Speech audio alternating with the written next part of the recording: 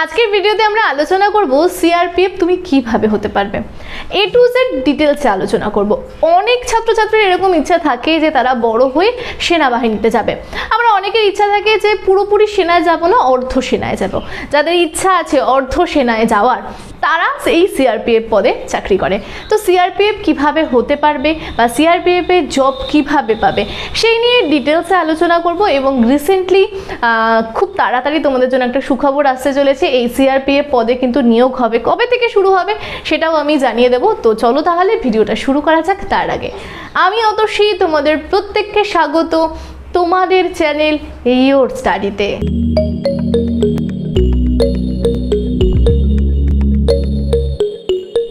ভিডিওতে আজকে আমরা খুব সুন্দরভাবে স্টেপ বাই স্টেপ আলোচনা করব। প্রত্যেকটা ভিডিওতেই আমি তোমাদেরকে বলি যে প্রথমে জানবো যে সিআরপিএফ এর কাজ কি, এই সিআরপিএফ পদে চাকরি পাওয়ার জন্য কি কি তোমার যোগ্যতা লাগে, তারপরে জানবো বয়স কি, তারপরে জানবো পরীক্ষা পদ্ধতি কি কি রয়েছে, তারপরে জানবো এই পরীক্ষার সিলেবাস কি কি রয়েছে, তারপরে আমরা জানবো এর বেতন কত এবং কোথায় গিয়ে তোমরা আবেদন করবে বা কোন সাইডে গিয়ে তোমরা খোঁজ খবর নেবে, বছরে কতবার বেরোচ্ছে, কি ভ্যাকান্সি রয়েছে, কত তারিখে ফর্ম বেরোবে, সমস্ত কিছু জানতে পারবে। তো পাই টু পাই আলোচনা করব।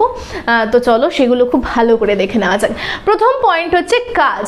দেখো এই সিআরপিএফ এর ফুল ফর্মটা তার আগে বলি। সিআরপিএফ এর ফুল ফর্ম হচ্ছে সেন্ট্রাল রিজার্ভ পুলিশ ফোর্স, মানে আমরা বলতে পারি হচ্ছে আধা সৈনিক সামরিক, এটাও কিন্তু আমরা বলতে পারি। দেখো এদের কাজটা কি, এদের কাজ হচ্ছে কেন্দ্রীয় রিজার্ভ পুলিশ যে আধিকারিকগুলো থাকে তারা সাধারণত বিশেষ করে যখন ভোট হয়, কোনো জায়গায় দাঙ্গা হচ্ছে, মারামারি হচ্ছে, কোনো জায়গায় সরকারের কন্ট্রোলে নেই কোনো জায়গা, সেখানে এই যে যারা সিআরপিএফরা রয়েছে তারা গিয়ে সেই জায়গার কাজ সামলায়, তারা পুলিশকে সাহায্য করে, এই বেসিক কাজগুলো কিন্তু তারা করে থাকে। এছাড়া কেন্দ্র এবং রাজ্যকে তারা কিন্তু সুরক্ষাও প্রদান করে থাকে। আশা করি তোমরা এদের কাজটা খুব সুন্দরভাবে বুঝতে পারলে। আর এদেরকে কিন্তু অর্ধ সৈনিক বলও বলা হয়ে থাকে। তাহলে বোঝা গেল এদের কাজটা কি। এরপরে চলে আসি যোগ্যতায়। দেখো এই যে সিআরপিএফ পদটা রয়েছে এখানে না অনেকগুলো পোস্ট রয়েছে। পোস্টের নামগুলো একবার বলে দিই তোমাদের। অ্যাসিস্ট্যান্ট কমান্ডেন্ট, 2 নম্বর পোস্ট সাব ইন্সপেক্টর, 3 নম্বর পয়েন্ট কনস্টেবল জিডি, 4 নম্বর পয়েন্ট অ্যাসিস্ট্যান্ট সাব ইন্সপেক্টর এবং 5 নম্বর পদ হচ্ছে হেড কনস্টেবল। এদের প্রত্যেকের এই যে এতগুলো পোস্ট দেখলে, মানে 5টা পোস্ট এই সিআরপিএফ পদে, এই পোস্টগুলোর জন্য আলাদা আলাদা যোগ্যতা চাই। কিছু কিছু হাই পোস্টের যেগুলো রয়েছে তাদের গ্র্যাজুয়েশনের প্রয়োজন হয়, আর যারা গ্র্যাজুয়েশনের গুলো নেই তারা চায় 12 এবং তার থেকে নিচু চাই হচ্ছে মাধ্যমিক পাস। তাহলে আশা করি তোমরা বুঝতে পারলে যে যোগ্যতা কি কি।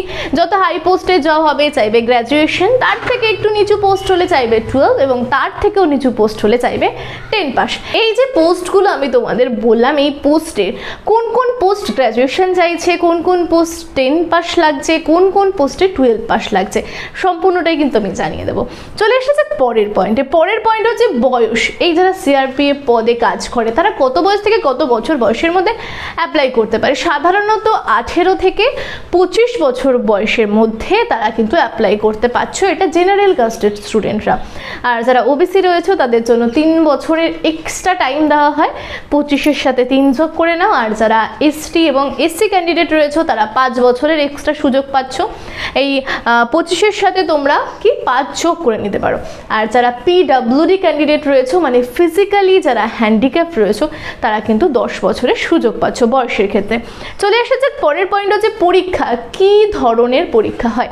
দেখো সাধারণত 4 ধরনের পরীক্ষা আমরা দেখছি, যেটা হচ্ছে প্রথমে লিখিত পরীক্ষা হয়, তারপরে ফিজিক্যাল টেস্ট হচ্ছে, তারপরে তোমার মেডিকেল টেস্ট হয় এবং লাস্টে আমাদের ইন্টারভিউ হচ্ছে। এই যে 5টা আমি তোমাদের পোস্ট বললাম, এই 5টা পোস্টের প্রত্যেকটার জন্য এই একই, মানে এই 4টে পরীক্ষাই হয়। কোনোটার ফিজিক্যাল টেস্ট আগে হচ্ছে, তো কোনোটার লিখিত পরীক্ষা পরে হচ্ছে, তারপরে ইন্টারভিউ হচ্ছে, তো একটু ঘুরিয়ে ফিরিয়ে রয়েছে। আর বাদবাকি কিন্তু একই প্রসেস, মানে একই পরীক্ষা পদ্ধতি। তারপরে চলে আসি আমরা সিলেবাস। এই সিলেবাসের ক্ষেত্রে আমরা দেখব প্রথমে কিছু ভ্যারিয়েশন রয়েছে। যারা গ্র্যাজুয়েশনে দেবে তাদের জন্য একটু হাই, যারা গ্র্যাজুয়েশনে দেবে না তাদের মানে যারা 12-এর দেবে তাদের জন্য একটু কম, আর যারা 10-এ দেবে তাদের জন্য লেভেলটা আরও ইজি। তো দেখি কোন কোন জায়গা থেকে প্রশ্ন আসে। দেখো প্রথমে প্রশ্ন আসে হচ্ছে জিআই বা রিজনিং থেকে 10 নাম্বার, তারপরে জিএ থেকে প্রশ্ন আসে মানে জেনারেল অ্যাওয়ারনেস থেকে প্রশ্ন আসে 10 নাম্বারে, তারপরে ইংলিশ থেকে প্রশ্ন আসে হচ্ছে 15 নাম্বারে, এবং তারপরে নিউমেরিক্যাল অ্যাপটিটিউড বা ম্যাথ থেকে আসে 15 নাম্বারে। এই যে 50 নাম্বারের পরীক্ষা, এই 50 নাম্বারের পরীক্ষা দেওয়ার সাথে সাথে তোমাদের আরও একটা টেস্ট হয় 50 নাম্বারে, সেটা হচ্ছে এই যে তোমাদের ট্রেড রিলেটেড কোয়েশ্চেন। তোমরা যে ট্রেডে পরীক্ষা দেবে বা যে ট্রেডের হয়ে পরীক্ষা দিচ্ছ সেই ট্রেড সম্বন্ধে তোমাদের 50 নম্বরের পরীক্ষা হবে, মানে টোটাল তোমাদের 100 নম্বরের পরীক্ষা হচ্ছে। তারপরে আমরা জানবো হচ্ছে তোমার বেতন কত। তুমি যখন চাকরিতে ঢুকে যাবে, ঢুকেই তোমার বেতন হবে হচ্ছে 25,000 টাকা, এবং আস্তে আস্তে তোমার কিন্তু যত অভিজ্ঞতা বাড়তে থাকবে তোমার কিন্তু মাইনেটাও বা পে স্কেলটাও বাড়তে থাকবে, এবং পরবর্তীকালে গিয়ে দেখা যায় 2-3 বছর চাকরি করার পর তুমি তোমার ডিপার্টমেন্টাল পরীক্ষা দিয়ে কিন্তু হাই পোস্টে উঠতে পারছো। আচ্ছা, এবার আবেদন কিভাবে করবে একটু জানিয়ে দিই। ওয়েবসাইটটা কি, ওয়েবসাইট হচ্ছে বা যদি চেক করতে চাও, অনেকেই আছে দেখতে চাও যে কবে কবে ফর্ম বেরোবে, আগে কি কি ফর্ম বেরিয়েছিল, বা প্রিভিয়াস ইয়ারের প্রশ্নপত্রও আছে অনেকে দেখতে চাও, তো ওয়েবসাইটটা একটু জানিয়ে দিই, www.crpf.government.in। তোমরা এখানে গিয়ে জানতে পারবে। আর আরেকটা পোস্টের কথা আমি তোমাদের বলছিলাম যে একটা সুখবর দেবো, যে হেড কনস্টেবল এর ফর্ম ফিল আপ কিন্তু শুরু হচ্ছে 15/10/2021 থেকে। আবার জানিয়ে দিই এই মাসের 15 তারিখ থেকে কিন্তু হেড কনস্টেবল সিআরপিএফ এর কিন্তু ফর্ম ফিল আপ শুরু হয়ে যাবে। এরপরে আমি চলে আসবো এই যে তোমাদেরকে বলেছিলাম এই যে পোস্টগুলো, এই পোস্টের কোন ধরনের যোগ্যতা চাইছে, বয়স কি চাইছে, সেগুলো একটু দেখে নেব। দেখো প্রথমে হচ্ছে অ্যাসিস্ট্যান্ট কমান্ডেন্ট, এখানে কিন্তু তোমার গ্র্যাজুয়েশন চাইছে, গ্র্যাজুয়েশন তোমার লাগবে। এছাড়া এই পরীক্ষার ক্ষেত্রে আগে ফিজিক্যাল টেস্ট হয়, তারপরে রিটেন টেস্ট হয়, তারপরে ইন্টারভিউ হয়। আচ্ছা, এখানে বয়সের সময়সীমা হচ্ছে 18 থেকে 25, এইভাবে তোমার সিলেকশন হবে। এবং এখানে আমরা পরীক্ষা দেখতে পাই পেপার 1 এবং পেপার 2, আমি সিলেবাসটা কিন্তু আগেই বলে দিয়েছি। চলে এসেছে দ্বিতীয় পোস্টে। দেখো দ্বিতীয় পোস্ট হচ্ছে সাব ইন্সপেক্টর। সাব ইন্সপেক্টর পদে তুমি যদি জয়েন করতে চাও তোমাকে কিন্তু গ্র্যাজুয়েট হতে হবে, গ্র্যাজুয়েট না হলে এই পদে কিন্তু ফর্ম ফিল আপ করতে পারবে না। এবং এখানে বয়সের সময়সীমা হচ্ছে 20 থেকে 25 বছরের মধ্যে, এবং যারা অন্য কাস্ট রয়েছে, ওবিসি রয়েছে, এসসি এসটি রয়েছে, পিডাব্লিউডি রয়েছে, তোমাদের জন্য তো ছাড় রয়েছে 3 বছর, ওবিসিদের, এসটি এসসিদের জন্য 5 বছর, পিডাব্লিউডির জন্য 10 বছরের ছাড়।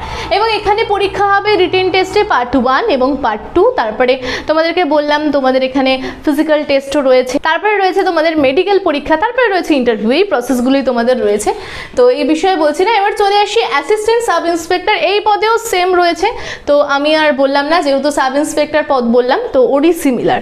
চলে আসা যাক পরে হচ্ছে 3 নম্বরে রেখেছি হচ্ছে কনস্টেবল জিডি, যেখানে তোমার কোয়ালিফিকেশন লাগে 10 পাস, এবং প্রথমে তোমার ফিজিক্যাল টেস্ট হয়, তারপরে তোমার রিটেন টেস্ট হয়, তারপরে তোমার ইন্টারভিউ টেস্ট হয়, এবং এখানে কিন্তু দৌড় রয়েছে, লং জাম্প, হাই জাম্পেরও ব্যাপার রয়েছে। আচ্ছা, চলে আসি 5 নম্বরে, যেটা হেড কনস্টেবলের কথা আমি বলছিলাম যে এই মাসের 15 তারিখ থেকে ফর্ম ফিল আপ শুরু হচ্ছে। সেখানে তোমার 18 থেকে 25-এর মধ্যে বয়স হতে হবে জেনারেল ক্যাটাগরি স্টুডেন্টদেরকে, আর ওবিসিদের জন্য ছাড় রয়েছে, এসটি এসসিদের জন্য ছাড় রয়েছে, পিডাব্লিউডির জন্য তো ছাড় রয়েছে এই বয়সে। এর সাথে তুমি যদি 12 পাস করো তাহলেই তুমি এই চাকরির জন্য পরীক্ষায় বসতে পারছো। এবং পরীক্ষার পদ্ধতি কি কি আমি তো তোমাদেরকে জানিয়ে দিলাম, সিলেবাস কি কি জানিয়ে দিলাম। আশা করছি তোমরা যদি এখন থেকে প্রিপারেশন নিতে শুরু করো, 15 তারিখে ফর্ম বেরোবে, ফর্মটা ফিল আপ করে নাও, পরীক্ষায় বসো, অবশ্যই কিন্তু চাকরিটা পেয়ে যাবে। তো ভিডিওটা কেমন লাগলো আমাকে অবশ্যই নিচে কমেন্ট বক্সে কমেন্ট করে জানাতে ভুলবে না। তোমাদের মূল্যবান মন্তব্যগুলো পড়তে খুবই ভালো লাগে। আর তোমাদেরকে বলবো ভিডিওটা প্রচুর পরিমাণে বন্ধু বান্ধব ফ্যামিলি সবার মধ্যে শেয়ার করতে, যারা চাইছো বা যাদের বন্ধু বান্ধবরা চাইছে জব পাওয়ার জন্য তাদের মধ্যে ভিডিওটা অবশ্যই শেয়ার করবে। যারা সাবস্ক্রাইব করোনি তাদেরকে বলবো সাবস্ক্রাইব করে আমাদের সঙ্গে থাকতে। ভিডিওটা এত দূর অবধি দেখে থাকলে অবশ্যই একটা লাইক করে দেবে, তাহলে বুঝতে পারবো তোমরা ভিডিওটা পছন্দ করছো কি করছো না। আজকের ভিডিও এ পর্যন্তই, পরের দিন দেখা হবে অন্য কোনো একটা গুরুত্বপূর্ণ ভিডিও নিয়ে।